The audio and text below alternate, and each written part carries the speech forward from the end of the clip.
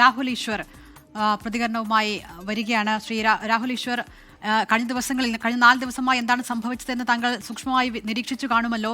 ഇപ്പോഴിതാ ഇങ്ങനൊരു അക്കൗണ്ടിനെ പൂട്ടിക്കുന്ന രീതിയിലേക്ക് അസഹിഷ്ണുത പോയിരിക്കുന്നു എന്ന് വേണമോ മനസ്സിലാക്കാൻ? രണ്ട് കാര്യങ്ങളാണ്. യഥാർത്ഥത്തിൽ ഒരു തെറ്റിദ്ധാരണയും കൂടി കോക്രോച്ച് ജനതാ പാർട്ടിയുടെ തുടക്കത്തിലുണ്ട്. നമ്മുടെ ആദരണീയനായ ചീഫ് ജസ്റ്റിസ് ശ്രീ സൂര്യകാന്ത് യഥാർത്ഥത്തിൽ പറഞ്ഞ വാക്കുകളെ തെറ്റായ രീതിയിൽ മീഡിയ വ്യാഖ്യാനിച്ചപ്പോഴാണ് അഭിജിത്ത് ദീപ്കെ എന്ന് പറയുന്ന വ്യക്തി ഇത് തുടങ്ങുന്നതും മറ്റും ഉണ്ടാകുന്നത്. അപ്പോൾ നമ്മുടെ യൂത്തിന്റെ എനർജി നല്ല രീതിയിൽ യൂസ് ചെയ്യണം.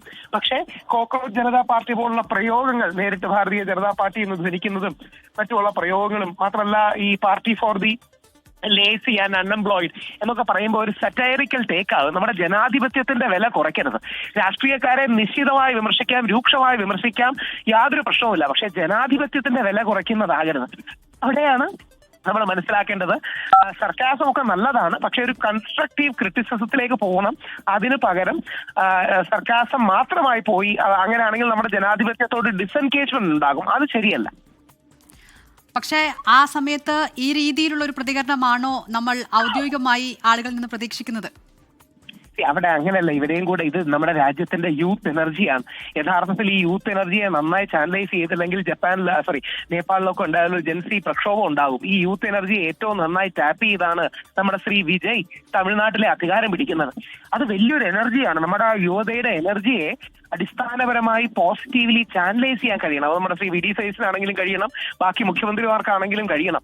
അപ്പോൾ നമ്മുടെ സിസ്റ്റത്തോട് മോശമാക്കുന്ന, ഈ സിസ്റ്റത്തിന് പോരായ്മകളുണ്ട്, ആരും ഇല്ല എന്നൊന്നും പറയുന്നില്ല. സിസ്റ്റത്തിന് പോരായ്മകളുണ്ട്, ഇല്ലെന്നല്ല ആരും പറയുന്നത്. പക്ഷേ ആ പോരായ്മകളെ മാറ്റി മെച്ചപ്പെട്ട രീതിയിൽ വരണം എന്നുള്ളതാണ്. അപ്പൊ സറ്റയർ മാത്രമാകരുത്, കൺസ്ട്രക്റ്റീവ് ക്രിറ്റിസിസം ആകണം. നമ്മുടെ പ്രധാനമന്ത്രി മോദിജി പറഞ്ഞില്ല, എന്നെ വിമർശിക്കൂ, കൂടുതൽ വിമർശിക്കൂ, ആ വിമർശകളെ ഞാൻ ഉൾക്കൊള്ളാൻ തയ്യാറാണ്. ഇപ്പം ജനാധിപത്യം ഫീഡ്ബാക്കിലും ക്രിറ്റിസിസത്തിലുമാണ് നിലനിൽക്കുന്നത്.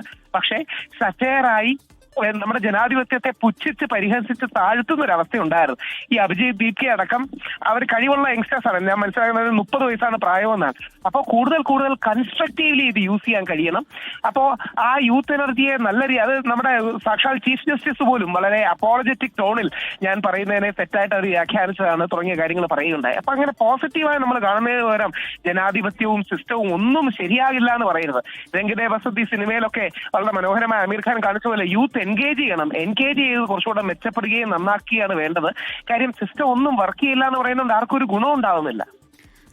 ശ്രീ രാഹുൽ ഈശ്വർ, ഈ അഭിജിത്ത് ദീപ്കെ ഏറ്റവും ഒടുവിൽ പറഞ്ഞ വാക്കുകൾ താങ്കൾ കേട്ടോ എന്നറിയില്ല. ഇതിന് തുടക്കം ഈ ചീഫ് ജസ്റ്റിസിന്റെ പരാമർശമാണെങ്കിൽ പോലും കഴിഞ്ഞ ദിവസങ്ങളിലെല്ലാം അവർ ഈ നീറ്റ് ചോദ്യപേപ്പർ ചോർച്ചയും ഉൾപ്പെടെയുള്ള വിഷയങ്ങളെല്ലാമാണ് പ്രതികരിച്ചത്. വിദ്യാർത്ഥികളുടെ മരണവുമൊക്കെയായി ബന്ധപ്പെട്ട് മന്ത്രിയുടെ രാജി ആവശ്യപ്പെട്ടതിന് എന്തിനാണ് ഇങ്ങനെ ഒരു നടപടി എന്നാണ് അദ്ദേഹം ചോദിക്കുന്നത്.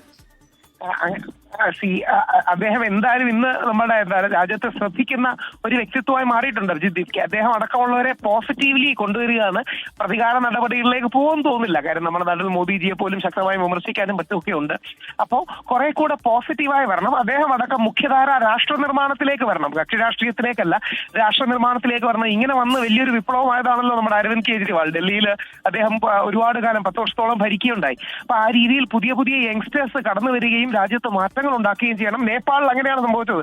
നേപ്പാളില് ഒബ്സ്ക്യൂരിറ്റിയിൽ ഉണ്ടായിരുന്ന ഒരു യുവ നേതാവും അദ്ദേഹത്തിന്റെ കൂട്ടവുമാണ് വലിയ രീതിയിൽ മാറ്റങ്ങൾ ഉണ്ടാക്കിയത്. അപ്പം പോസിറ്റീവായി അഭിജിത്ത് ദീപ്കെ അടക്കം വരട്ടെ.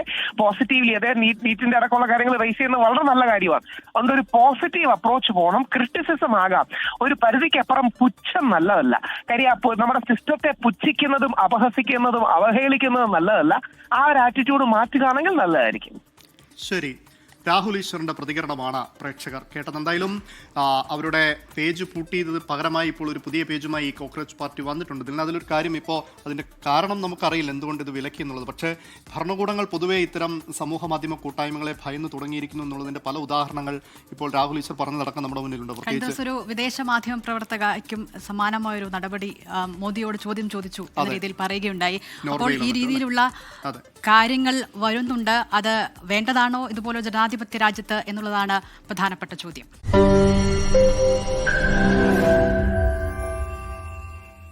ലോകത്തെവിടെയായാലും ഏത് സമയത്തും 24 വാർത്തകളും ഓഗ്മെന്റഡ് റിയാലിറ്റി പാക്കേജുകളും എക്സ്പ്ലെയിനറുകളും വിശദമായി കാണാൻ ഞങ്ങളുടെ യൂട്യൂബ് ചാനൽ നിങ്ങൾക്ക് സബ്സ്ക്രൈബ് ചെയ്യാം.